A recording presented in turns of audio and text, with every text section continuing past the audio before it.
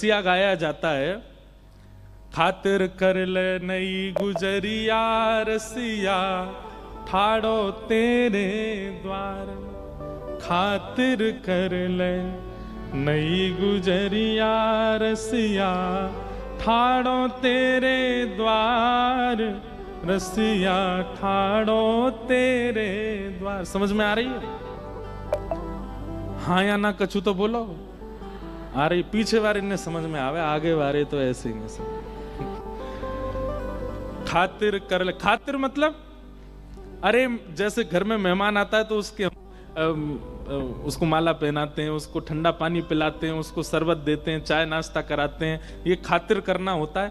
तो हमारे ब्रज में गाते हैं, खातिर कर ले नई गुजरिया रसिया ठाड़ो तेरे द्वार, खातिर कर ले नई गुजरिया रस तेरे द्वार। ये रसिया तेरे नित नहीं आवे, ये रसिया तेरे नित नहीं आवे, प्रेम होए तब दर्शन पावे, प्रेम होए तब दर्शन पावे। अधरामृत को भोग लगावे, अधरामृत को भोग लगावे। कर मेहमानी अब मत चूके, समय न बारंबार। हाँ कर मेहमानी अब मत चूके, समय न बारंबार। देखो है तो रसिया लेकिन सिद्धांत की बात है। ये रसिया तेरे नित नहीं आवे, ठाकुर जी नित नहीं आते हैं। रे रसिया तेरे नित नहीं आवे, जब किसी के चित्त में बहुत प्रेम उमड़ता है, प्रेम होए तब दर्शन पावे, तभी इनके दर्शन होते हैं। कर मेहमानी अब मत चूके, समय न बारंबार। ये बात आप लोगों के लिए भी है। गांधी धाम में रोज कथा नहीं होती, और कथाएं तो होती होंगी, लेकिन वृंदावन रस की चर्चा रोज नहीं होती। प्रेम होता है तभी ये प्रकट होती है। तो भैया सुन लो, समझ लो, ध्यान पूर्वक इसको धारण कर लो, समय ना बारंबार, बार बार नहीं मिलेगा। तो ऐसे हमारे ब्रज में रसिया गाते हैं, और उस रसिया में एक बात कहते हैं, क्या? हृदय की चौका कर ले हेली, हृदय की चौका कर ले हेरी। नेह को चंदन लगा नवेली, नेह को चंदन लगा नवेली। ये सब ठाकुर जी के सखा बोलते हैं सखियों को। दीक्षा ले और बन जा चेरी, दीक्षा ले और बन जाए चेरी। पुत्रिन, अब देखो शब्द समझने पड़ेंगे। पुत्रिन पलंग बिछाए, हाँ पुत्रिंग पलंग बिछाए, पलक की कर ले बंद किवाड़। हाँ पुत्रिन पलंग बिछाए, पलक की कर ले बंद किवाड़। भैया ये ठाकुर जी तेरे द्वार पे आए, हृदय रूपी चौकी पे ने बैठा, और नेह को चंदन लगा नवेली। घर पे आए मेहमान को चंदन लगा, तो नेह को, प्रेम को चंदन लगा। दीक्षा ले और बन जा चेरी, मतलब इन पे समर्पित है जा।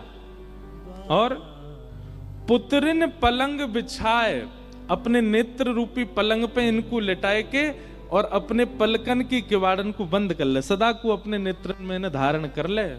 खातिर कर ले नई गुजरिया रसिया ठाड़ो तेरे।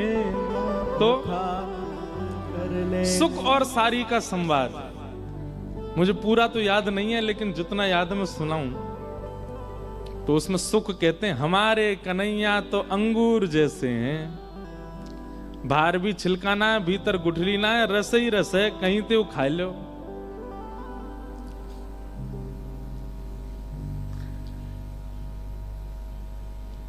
बैठ जाओ भैया, जहां जा कुछ जगह मिले वहीं बैठ जाओ। इतने में अब सारी क्या बोलती हैं? अब सुख ने जो बात कही है सारी को वो काटनी है, तो सारी कहती हैं, बोले देखो एक बात तो सुख तुम्हारी मानेंगे। बोले कहा लाला तुम्हारो रस्ते भरो भयो, ये बात तो हम मानेंगे, पर जे अंगूर ना है। बोले तो फिर? बोले जे गन्ना है, गन्ना। कौन? गन्ना। और गन्ना को स्वरूप का होवे। सुन लियो भैया ने कहा जोड़ू तुम्हारे, सुन लियो ने कथा। सुख ने कही हमारे लाला अंगूर हैं, तो सारी कह रही हैं अंगूर नहीं है तो रसयुक्त, पर ये गन्ना है। तो सुख बोले गन्ना कैसे? बोले रस तो इनमें है, लेकिन जब तक इनको मीड़ो नहीं जाएगा तब तक निकरे ना है।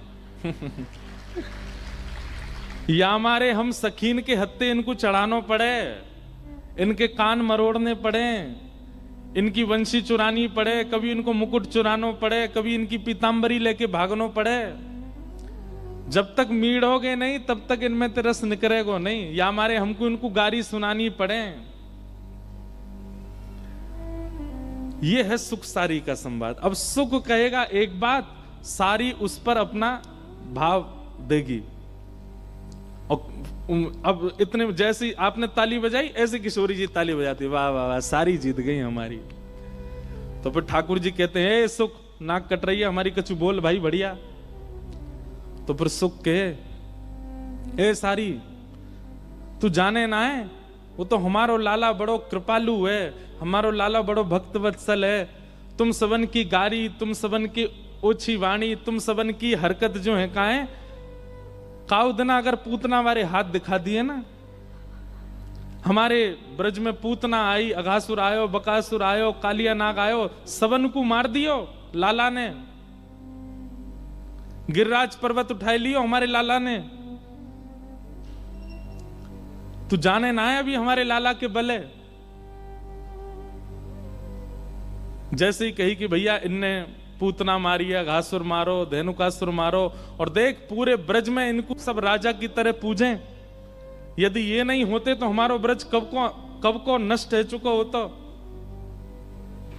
तब सारी बोलती हैं तेरे लाला ने गिरिराज जी उठाए?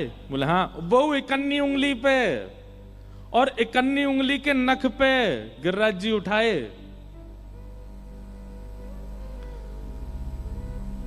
तब सारी कहें इतना बड़ो 21 किलोमीटर को पर्वत उठा लियो अपने बाम हस्त की इकन्नी उंगली के नख पे। जय हो। हमारे मध्य पूज्य श्री टीकम महाराज जी पधारे हैं, आपको बारंबार प्रणाम। आपका स्थान गोवर्धन बहुत सुंदर है महाराज जी, स्थान का दर्शन करके बहुत आनंद आता है। तो सुख कहते हैं वो हमारे लाला ने गिरिराज जी उठाए, अघासुर, बकासुर, धेनुकासुर कितने बड़े बड़े राक्षस मारे। हमारो लाला नहीं होता तो ब्रजमंडल डूब गए होतो, हमारो लाला नहीं होता तो राक्षसन की चपेट में आके तुम सबरे मर गए होते। और तुम हमारे लाला की ऐसी बात कर रही हो कि गन्ना की तरह मीड़ना पड़े तभी रस निकले।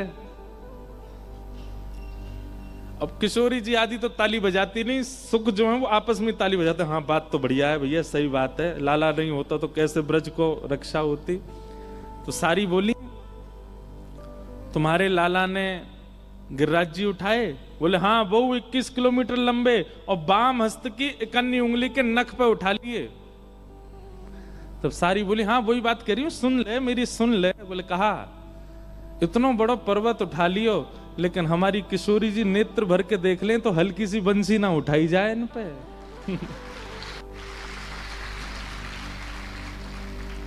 वो भाव कहते हैं ना, जब देखी वृषभानुजा हिय विच उठी हूक, वंशी रह गई हाथ में फिर न लागी फूंक। सारी बोली अरे भैया वो एक इकन्नी उंगली पर उठा लियो, लेकिन यहाँ दो दो हाथ लगाने पड़े तब वो बंसी उठे ना है। एक सारी बोली अरे सुनो बंसी उठा तो लेवे, लेकिन गिरिराज जी तो सीधो खड़े होकर उठा ले, लेकिन वह बंसी को उठावे में टेढ़ो मेढ़ो है जाए, त्रिभंगी है जाए पूरो। किशोरी जी फिर ताली बजाती हैं। ठाकुर जी को प्रसन्नता तो होती लगे, ए सुख तू नाक कटवा रहो, हमारी कछु तो बोल बढ़िया। ये सुख और सारी को पढ़ाना और इनको लीला में रस संवर्धन करने की सेवा किनकी है? सुदेवी जी की। किशोरी जी की अष्ट सखियों में एक सखी श्री सुदेवी जी। किशोरी जी को बहुत सुख मिलता है इनके इस भाव से। एक हमारे मित्र हैं, उन्होंने मुझे ये भाव क्यों चल रहे हैं आज, उन्होंने अष्ट सखियों के प्रणाम का एक पद भेजा मुझे, इसलिए तब से ये भाव आ रहा था कि अष्ट सखियां, कईयों को तो पता ही नहीं अष्ट सखियां कौन कौन सी हैं। वो अष्ट सखियों को प्रणाम करो सब लोग। कौन कौन सी अष्ट सखियां?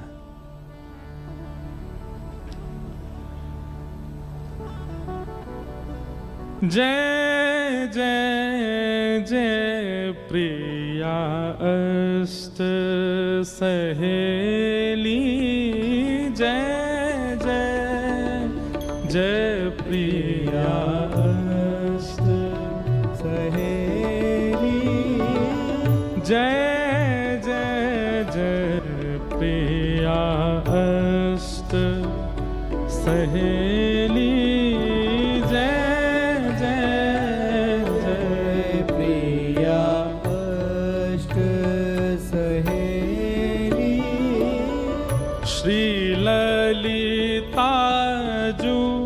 विशाखा चित्रा, श्री ललिता जू चित्रा, सब गाओ।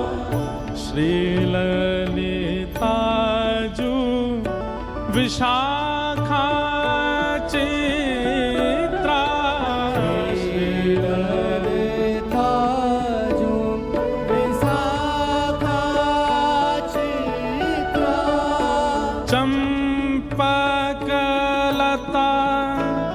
सुघर मन मेली, चंपा लता सुघर मन में। हे जय जय जय प्रिया अष्ट सहेली,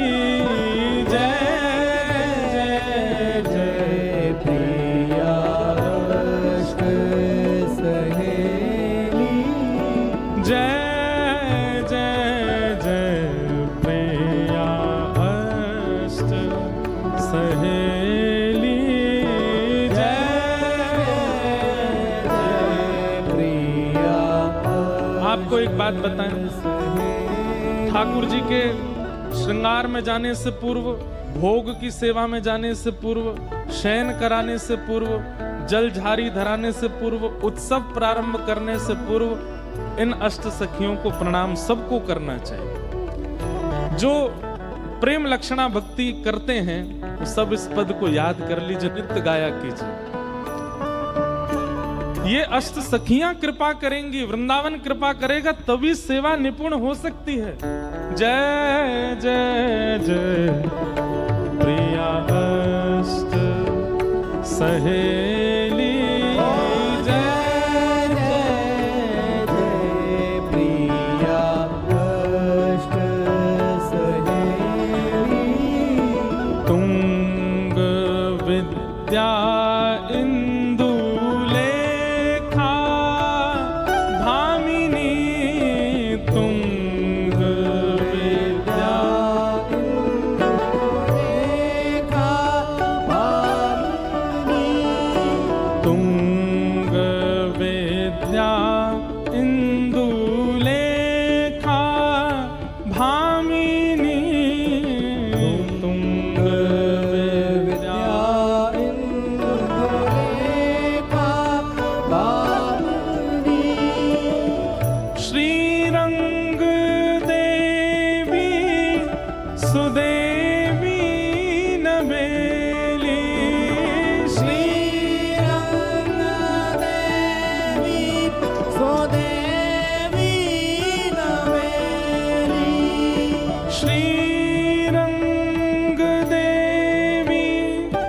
सुदेवी नवेली श्रीरंगदेवी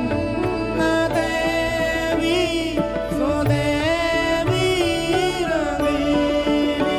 हाँ जय जय जय प्रिया अष्ट सहेली जय जय जय प्रिया अष्ट सहेली।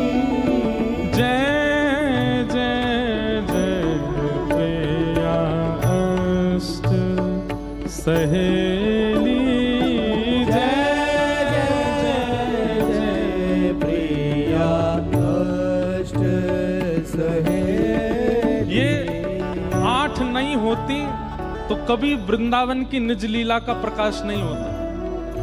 हमारे ब्रज की भाव ऐसा कहते हैं कि श्री प्रिया प्रियतम अपने सुख के लिए कोई लीला नहीं करते हैं।